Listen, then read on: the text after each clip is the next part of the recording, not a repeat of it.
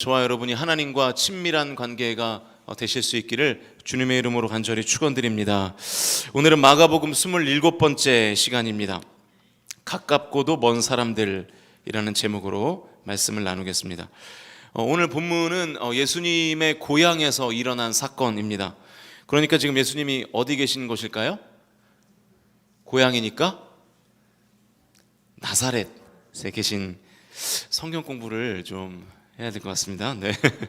나사렛에서 어떤 일이 있었는가를 같이 보시죠. 2절 시작. 안식일이 되어 회당에서 가르치시니 많은 사람이 듣고 놀라 이르되 이 사람이 어디서 이런 것을 얻었느냐? 이 사람이 받은 지혜와 그 손으로 이루어지는 이런 권능이 어찌 됨이냐? 예수님이 이제 회당에서, 고향의 회당에서 이제 막 가르치시기 시작하시는데 많은 사람들이 그 예수님의 가르침을 듣고 놀라는 거예요.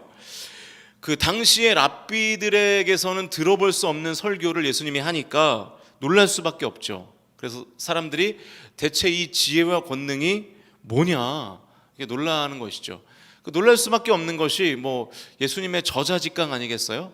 그러니까 말씀 되시는 본인이 직접 설교를 하니까 놀랄 수밖에 없는 것이죠. 그러면 예수님이 놀라운 말씀을 전했으니까 당시에 사람들이 막 변화가 일어나야 되겠죠.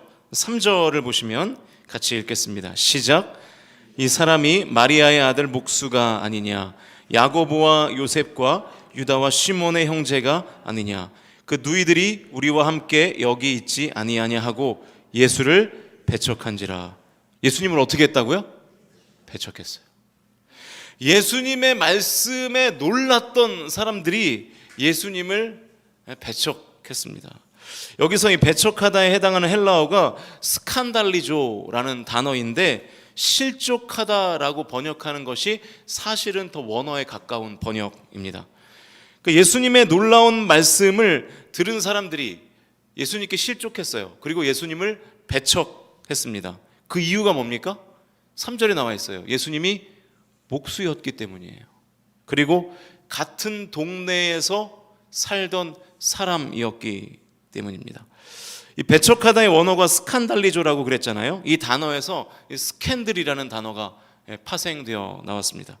여러분, 사람들이 왜 스캔들을 만듭니까? 그 사람을 배척하기 위해서 스캔들을 만드는 것이죠. 예수님의 메시지가 너무 탁월하잖아요. 도무지 흠잡을 데가 없잖아요. 여러분, 메시지에 흠이 없으면 이제 메신저를 공격하게 되어 있어요. 그게 모든 이 삶의 속성이에요. 지금 정치하는 사람들 보십시오. 다 메신저를 공격하는 거 아니에요? 넘어뜨리려고 하잖아요. 메신저를 어떻게 공격합니까? 예수님의 출신을 걸고 넘어지는 거예요. 너 나하고 같은 동네 사람이잖아. 여기서 무슨 선한 게 나겠어? 너랑 나랑 똑같은 출신 성분인데.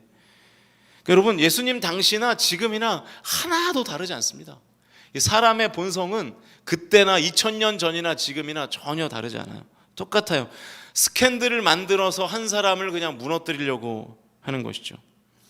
근데 너무 웃긴 게 자기들 출신도 똑같으면서 그 출신을 가지고 욕을 하는 거예요. 우리로 따지면 너도 성광교회 출신이고 나도 성광교회 출신인데 너 성광교회 출신이잖아. 신앙이 좋을 리가 없어. 이렇게 욕하는 거하고 똑같은 거예요. 말도 안 되는 일인 거죠. 자기 얼굴에 침 뱉는 거죠. 자기도 같은 출신이면서 출신을 가지고 스캔들을 만들면 안 되는 것이죠. 그래서 예수님이 뭐라 그러시냐면, 이 선지자가 고향에서는 존경을 받지 못한다 말씀하시면서 6절의 내용이 너무 안타까운 내용인데 6절을 같이 한번 읽겠습니다. 시작. 그들이 믿지 않음을 이상히 여기더라. 이에 모든 촌에 두루다니시며 가르치시더라. 예수님이 그들에게 그 믿음이 생기지 않는 것에 대해서 이상하게 여기시는 거예요. 예수님이 이런 경우가 별로 없거든요. 이상하게 여기시는 경우가. 그런데 이상하게 여기는 거예요.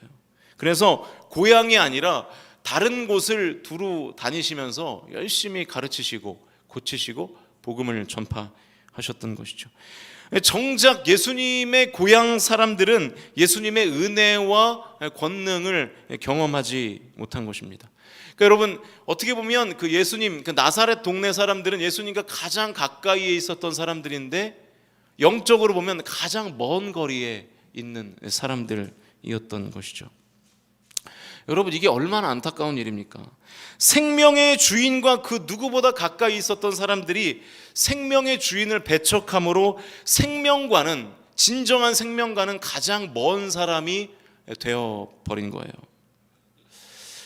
이런 얘기를 해도 될지 모르겠는데 조치원교회 성도들이 제 유튜브를 보고 있기 때문에 이런 얘기를 해도 될지 모르겠는데, 조치원교회 교역자들은 휴가 기간이 주일까지 포함되어 있어요. 그 이유가 뭐냐면 주일에 다른 교회에 가서 예배를 드려보고 다른 교회는 어떻게 예배를 드리는지 좀 배워와라. 담임 목사님의 철학이 그랬어요. 그래서 항상 주일까지 이제 휴가를 보내거든요. 그래서 그 다음 주일을 지나고 이제 화요일날 새벽부터 이제 월요일날 새벽부터 이제 출근을 하는 거죠. 그래서 이제 부교육자들도 휴가 기간에는 주일에 출근하지 않습니다. 그리고 다른 교회, 그러니까 보통 이제 조치원 지역에서 혹은 조치원 근교 지역에서 이제 부흥한다는 교회 예배를 항상 참석하고 그래요. 다른 교회에서 예배를 드리고 와서 이제 휴가가 마치면 이제 교육자들이 모여서 이제 그 교회는 이렇게 예배 드리더라 하면서 이제 나누고 토론하고 그러거든요. 어쨌든 그 담임 목사님이 휴가셔서 이제 주일 오전 예배에 이제 외부 강사를 불렀어요. 모셨는데 서울신대 교수님이시고 십자가 설교를 굉장히 탁월하게 하시는 모 교수님이 오셨어요. 그 설교에 조치원교회 성도님들이 완전 뿅 간 거예요. 지금도 현직에 계시는 교수님인데 예배가 끝나고, 당시 제가 이제 수석 목사 할 때니까 예배가 끝나고 막 난리가 났어요. 막 한 성도님이 저에게 와서 너무 은혜로웠어요 그러는 거예요. 저도 은혜를 많이 받았거든요. 거기까지만 하면 참 좋았는데 한마디를 더 붙이는 거예요. 담임 목사님 긴장하셔야 되겠던데요? 그러는 거예요. 그 얘기를 당시 부목사였던 이제 저에게 하는 거예요. 제가 또 그런 꼴을 못 봅니다. 제가 그 권사님에게 그랬어요. 저분 저 설교 하나 가지고 전국 교회를 돌아다니면서 설교하는 분이라고. 사실이거든요. 아마 저 설교를 100번도 넘게 했을 거라고. 100번도 넘게 한 설교를 저 정도도 못하면 그게 바보지 목사냐고 제가 그랬어요. 담임 목사님은 일주일에 새벽 예배 3-4번씩 하시고 매주일 똑같은 청중 앞에서 매주 설교를 하시는데 단순하게 그걸 비교하면 안 된다. 단순하게 비교하면 안 된다. 제가 막 흥분해가지고 막 열변을, 그 권사님한테 막 열변을 좀 세게 얘기했습니다. 그 교수님 제 이름 얘기 안 했죠? 인격이 바닥입니다. 진짜예요. 인격이 바닥이에요. 부교육자들한테 막 함부로 대하고 자기 종 부리듯 하고 막 그러거든요. 근데 성도님들은 그냥 너무 신선하니까, 그러니까 여러분 제가 지금 신선한 것에 너무 이렇게 감격하지 마세요. 곧 식상해질 때가 옵니다. 곧 그때가 오나니 말씀만 들으세요. 자꾸 뭐 사람이 신선한 거에 뭐 저라고 뭐 안 늙겠습니까? 똑같죠. 근데 여러분 중요한 게 뭐냐면 새로운 사람이 오면 신선하니까 이렇게 뭐 발음도 신선하고 목소리 톤도 신선하고 막 이러니까 이제 막 뿅 가는 거예요. 뿅 가는 거예요. 제가 이제 감히 부탁드리면 우리 교회 성도님들은 우리 교회 교역자들을 귀히 여기실 수 있기를 축복합니다. 그게 복이에요. 매일같이 신앙생활하는 사람들이 서로가 서로를 격려하는 게 복이지, 그냥 내가 그 사람이 어떻게 사는지도 모르고 어떻게 목회하는지도 모르고 그냥 설교 한 편 잘하는 거에 뿅 가가지고 그러시면 안 됩니다. 여러분 어쩌면 우리도 그런 비슷한 신앙생활을 하는지도 몰라요.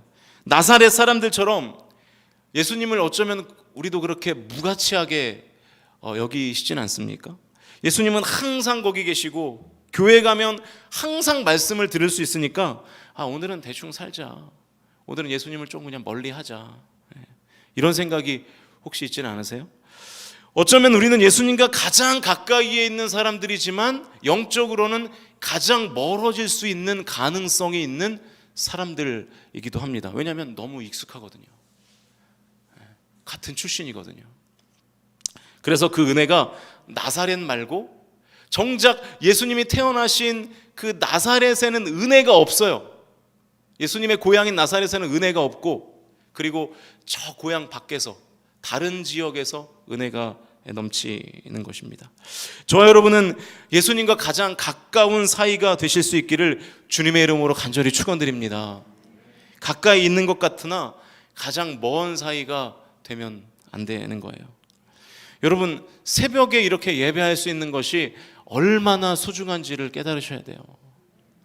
여러분, 나가보면 알아요. 저 해외에 나가보면 알아요. 저 뭐 미얀마 같은 데 가보고, 저 베트남 같은 데, 우리 이승우 장님 저기 계시는데 베트남 같은 데 가보고, 그런 데 가보면 이렇게 따뜻한 데에서 마이크 시설 잘 되어 있는 곳에서 예배할 수 있다는 것이 얼마나 감사한 일인지 모릅니다.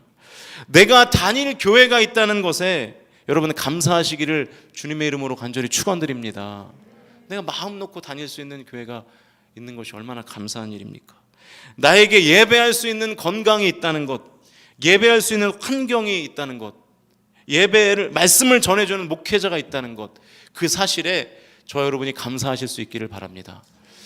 여러분, 이렇게 매주 우리가 예배가 있으니까, 매일 예배가 있으니까 예배가 너무 가까우니까 예배를 멀리해요. 근데 항상 이런 얘기를 새벽 예배 잘 나오는 분들만 들으니까 그게 참 안타까운 일이긴 한데 여러분 정말 그래요. 제가 이제 신학교 가기 전에 이제 고3 때죠. 제가 고3 때 굉장히 뜨거웠어요. 고3 때 굉장히 뜨거웠는데 제가 어떤 생각을 했냐면, 제가 항상 제가 이제 도원교회, 인천 서지방에 이제 도원성결교회, 지금은 이제 최재봉 목사님이 이제 심무하시는데, 제가 다닐 때는 이제 이명재 목사님, 원로 목사님이 심무하셨고, 근데 그 교회가 이제 항상 철야 예배를 했는데 철야 예배를 빠져본 적이 없어요. 그때 제가 무슨 생각이었냐면, 내가 예배 참석 안 했는데 내가 예배 참석하지 않는 날 성령의 불이 임하면 어떡하나. 진짜 그런 생각이 있었어요. 그래서 빠질 수가 없었어요. 내가 없는 날 성령이 임할까 봐.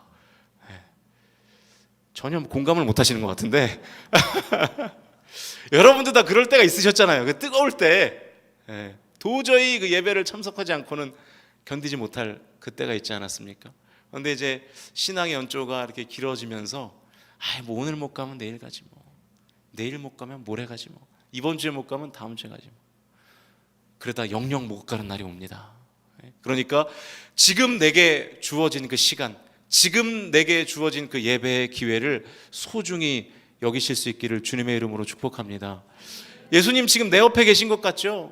맞아요. 내 옆에 계실 때, 가장 가까이 계실 때 가장 소중히 여기시는 우리 성광의 모든 성도들 다 되실 수 있기를 주님의 이름으로 진심으로 축원드립니다.